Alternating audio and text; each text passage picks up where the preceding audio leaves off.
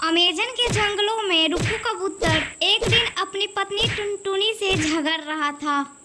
वह कोई भी काम नहीं करता था और दिन भर अपने घर में पड़ा रहता था। एक दिन वो टूनी चिड़िया से शराब पीने के लिए पैसे मांगने लगा। जब टूनी चिड़िया उसे पैसे देने के लिए मना करती है, तब रुक्कू कबूतर घर छोड़कर भाग जाता है। टूनी चिड़िया अपनी किस्मत पे रोने लगती है। टूनी चिड़िया के रोने की आवाज़ सुनकर कालू चिड़ा वहाँ पे आता है और टुनटुनी से कहता है, टूनी बहन, एक शराबी के साथ रहने से अच्छा है कि वो इस घर में ना रहे। तुम उसके लिए आंसू क्यों बहा रही हो? क्या बताऊं कालू भैया, घर में अनाज का एक दाना नहीं है। अब समझ में नहीं आ रहा है कि मैं क्या करूं। कहीं कोई काम मिल जाता तो मैं कर लेती। ठीक है टुनटुनी बहन, मैं तुम्हारे लायक कोई काम देखता हूँ और आकर तुम्हें बताता हूँ। इतना कहकर कालू कौवा वहाँ से चला जाता है। 2 दिन बाद कालू कौवा फिर से टूनी चिड़िया के घर आता है और टूनी चिड़िया को बताता है, टुन्नी बहन, मैंने तुम्हारे लिए एक काम खोज लिया है। आपको कुली का काम करना होगा। ठीक है कालू भैया, मैं कल से ही काम पर चली जाऊंगी। अगले दिन टूनी चिड़िया काम पर जाती है।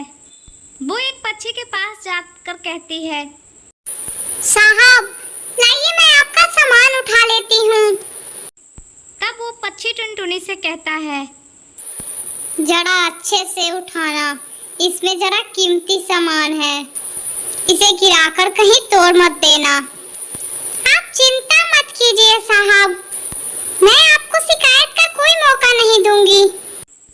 टूनी चिड़िया उस पक्षी का सामान सुरक्षित पहुंचा देती है।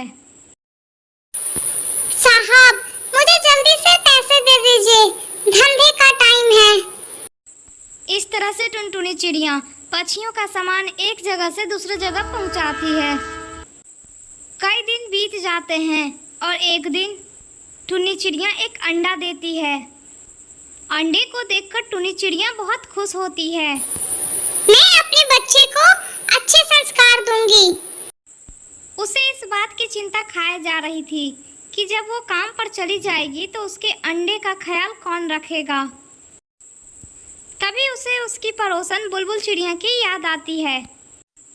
वो जल्दी से उड़कर बुलबुल चिड़िया के पास जाती है।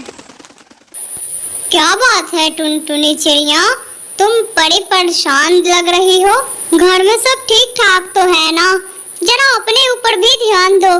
देख तो सूखकर कांटा हो गई है। चल अब बता, किस काम से आई है? बुलबुल बहन, मैंने अभी एक अंडा दिया है। अब समझ में नहीं आ रहा है कि मैं अंडे की देखभाल कैसे करूं और काम पर भी कैसे जाऊं। इसीलिए मैं तुम्हारे पास मदद मांगने आई हूँ। क्या तुम मेरे काम पे जाने के बाद मेरे अंडे का देखभाल कर दोगी? बहुत आस लेके तुम्हारे पास आई हूँ। मना मत करना बहन। टुनी बहन, तुम चिंता मत करो, मैं तुम्हारे अंडे की देखभाल कर दूंगी। तुम निश्चिंत होकर काम पर जाओ।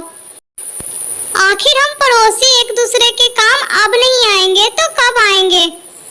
टूनी चिड़िया अपने काम पर चली जाती है और सुंदरी कबूतरी उसके अंडे की देखभाल करने लगती है। इस तरह कई दिन बीत जाते हैं और एक दिन उस अंडे से एक नन्ही चिड़िया बाहर आती है। शाम को जब टूनी चिड़िया अपने काम से वापस आती है, अपनी बच्ची को देखकर टूनी चिड़िया बहुत ही खुश होती है और बुलबुल से कहती है, बुलबुल बहन, अगर तुम नहीं होती तो मैं अपनी बच्ची का मुंह भी नहीं देख पाती। आज से मेरी बेटी पर तुम्हारा भी उतना ही अधिकार है जितना मेरा। टुनटुनी की ये बातें सुनकर बुलबुल की आंखों से आंसू आ जाते हैं। ये तेरा बड़प्पन है कि तूने मुझे इस काबिल समझा। जब तक तेरी बेटियां बड़ी नहीं हो जाती है, तब तक मैं इसकी देखभाल करती रहूंगी। तुम आराम से अपने काम पर जाते रहना। अब टुनटुनी चिड़िया को इस बात का भय नहीं था कि कोई शिकारी पक्षी उसके गैर मौजूदगी में उसकी बेटी को कोई नुकसान पहुंचाएगा। टुनटुनी चिड़िया अपनी बेटी को बुलबुल चिड़िया के पास छोड़कर खुशी खुशी अपने काम पर जाने लगी।